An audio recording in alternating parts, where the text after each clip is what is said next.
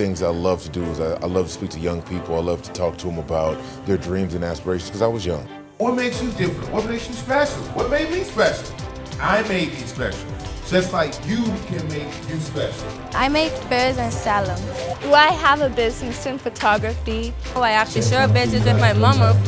Yeah, I would like to fully kick off my photography business. I sell bracelets and keychains. I made that. If we're going to invest in her business, she makes it big, we make it big. Or we can start our own business like she did. You guys have the technology to help you be able to do anything. That's your superpower. My message is always, look, don't believe in other people believing in you. Believe in yourself.